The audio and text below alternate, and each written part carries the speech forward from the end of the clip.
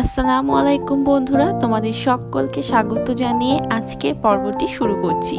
তো আজকে আমি রান্না করব অত্যন্ত ট্র্যাডিশনাল একটি রান্না, চিংড়ি মাছের মালাইকারি। তো চিংড়ি মাছের মালাইকারি আমি কিভাবে করছি তোমরা প্লিজ সেটা ফুল ভিডিওটা দেখো। আর আমার ভিডিও তোমাদের ভালো লাগলে তোমরা লাইক, কমেন্ট, শেয়ার করো। আর এখনও যারা আমার চ্যানেলটিকে সাবস্ক্রাইব করনি তারা প্লিজ আমার চ্যানেলটিকে সাবস্ক্রাইব করে আমার পাশে থেকো। তো চলো চলে যাই রান্নাতে। তো প্রথমেই আমি চিংড়ি মাছগুলোকে দেখো ধুয়ে পরিষ্কার করে কেটে নিয়েছি। তো আমি কিন্তু লেজের অংশটা এবং মাথার অংশটা বাদ দিইনি। তো আজকে আমি নিয়েছি বাগদা মাছ। তো প্রথমেই আমি লবণ আর হলুদ দিয়ে চিংড়ি মাছটাকে ম্যারিনেট করে নিচ্ছি। এরপরে চলে যাচ্ছি নেক্সট প্রসেসে। আমি নারকেলের দুধটা প্রথমে বের করে নিচ্ছি। তো এখানে নিয়েছি 1 কাপ পরিমাণ কোরানো নারকেল, আর তাতে দিয়ে দিচ্ছি আমি 2 কাপ পরিমাণ গরম জল, উষ্ণ গরম জল। তো এটা আমি মিক্সিতে প্রথমে পেস্ট করে নিচ্ছি। মিক্সিতে পেস্ট করে নিয়ে আমি এরকম একটি বড় চালনি নিয়ে নিয়েছি। যাদের বাড়িতে বড় ছাঁকনি আছে তারা ছাঁকনিও ইউজ করতে পারো। এবার আমি দুধটা বার করে নিচ্ছি।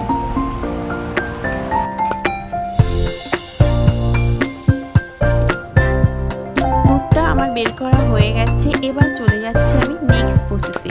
প্রথমে আমি একটি ফ্রাইং প্যান নিয়ে নিয়েছি এবং তাতে দিয়ে দিচ্ছি সরষের তেল। চিংড়ি মাছের মালাইকারি করার জন্য কিন্তু সরিষার তেলটাই বেস্ট হয়। সাদা তেলেও করা যায়, কিন্তু সরিষার তেলে রান্নাটি বেশি ভালো হয়। প্রথমেই আমি চিংড়ি মাছগুলো ভাজা করে নিচ্ছি।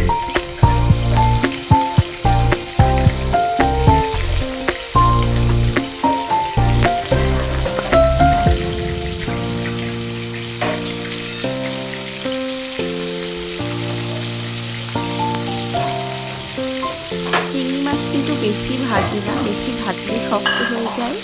তো আমি হালকা করে ভেজে নিচ্ছি।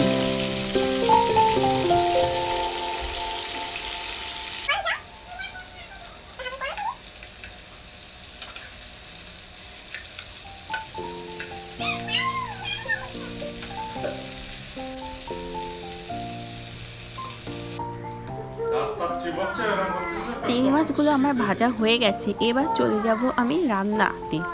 তো প্রথমেই আমি ওই তেলেই, আর কিন্তু তেল আমি দিচ্ছি না, ওই তেলেই আমি একটা তেজপাতা দিয়ে দিলাম, 2টো শুকনো লঙ্কা চিড়ে দিয়ে দিলাম।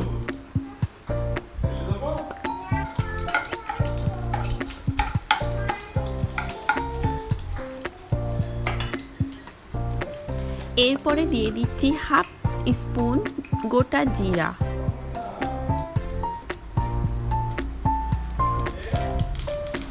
এরপরে দিয়ে দিচ্ছি 2টো কাঁচা লঙ্কা, আমি মাঝখান থেকে চিড়ে দিয়েছি।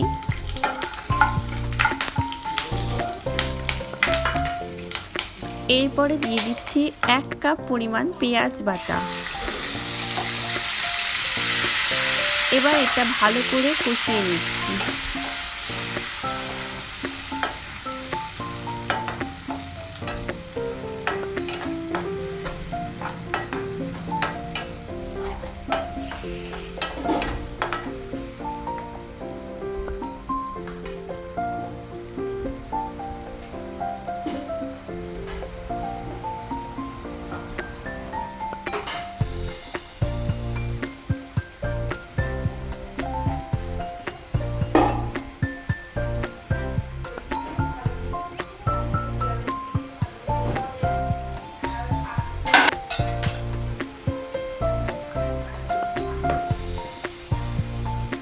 দুই থেকে 3 মিনিট কষিয়ে নেওয়ার পরে আমি দিয়ে দিচ্ছি 1/3 কাপ টমেটো বাটা।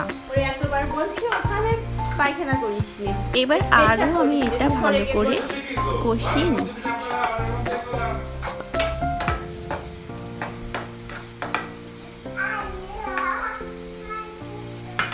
এবার দিয়ে দিচ্ছি 1 টেবিল স্পুন আদা রসুন বাটা।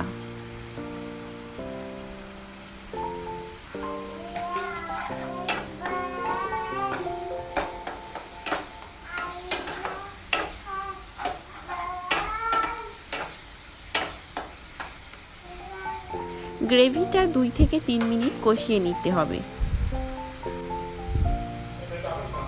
এরপরে দিয়ে দিচ্ছি হাফ স্পুন লবণ, যেহেতু লবণ আগে দেওয়া আছে। দিয়ে দিলাম হাফ স্পুন হলুদ।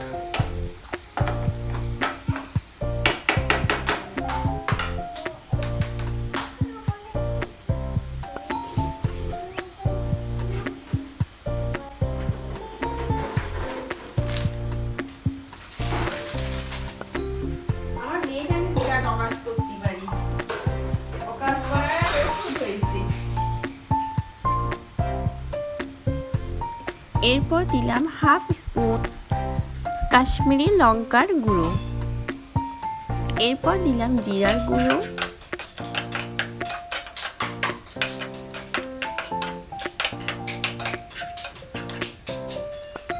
এরপরে দিয়ে দিচ্ছি যে নারকেল থেকে দুধটা বের করে রেখেছিলাম, সেটা আমি এর মধ্যে দিয়ে দিচ্ছি।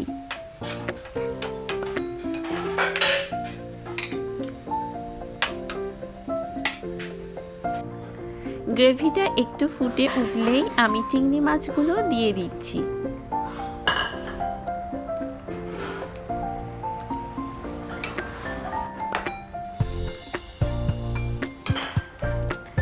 এরপরে আমি ঢাকনা দিয়ে দিলাম এবং 10 মিনিট আমি এইভাবে ঢাকনা দিয়ে রান্না করছি।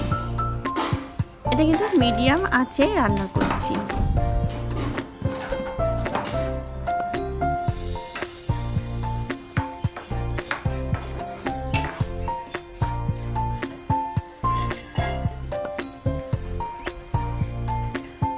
দশ মিনিট বাদে আমি চলে এসেছি। দেখো আমার গ্রেভিটা অনেকটা কমে গেছে এবং চিংড়ি মাছগুলো সিদ্ধ হয়ে গেছে এবং দেখো গ্রেভি থেকে তেল উঠতে শুরু করেছে। তো এর মধ্যে আমি দিয়ে দিলাম হাফ টেবিল স্পুন গরম মশলার গুঁড়ো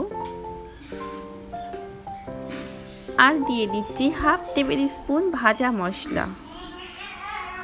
ভাজা মশলাটা কিন্তু আমার চ্যানেলে আমি নিশ্চয়ই আপলোড করব।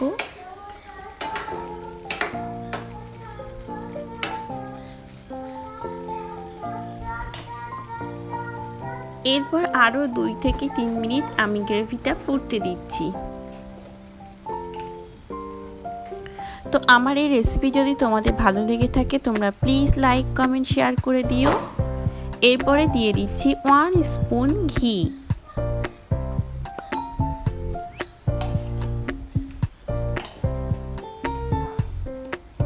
আরও 1 মিনিট আমি গ্রেভিটা ফুটিয়ে নিচ্ছি। তো আজকের রান্নাটা কিন্তু আমার একদম কমপ্লিট হয়ে গেছে। তো আমার এই রেসিপি যদি তোমাদের ভালো লেগে থাকে তোমরা প্লিজ লাইক কমেন্ট শেয়ার করো। আর আমার চ্যানেলটিকে এখনও পর্যন্ত সাবস্ক্রাইব না করে আমার চ্যানেলটিকে সাবস্ক্রাইব করে আমার পাশে থেকো। আল্লাহর রহমতে তোমরা সবাই ভালো থেকো, সুস্থ থেকো। আমি আবার আসবো অন্য কোনো রেসিপি নিয়ে। আজকের মতো এ পর্যন্তই। আল্লাহ হাফেজ।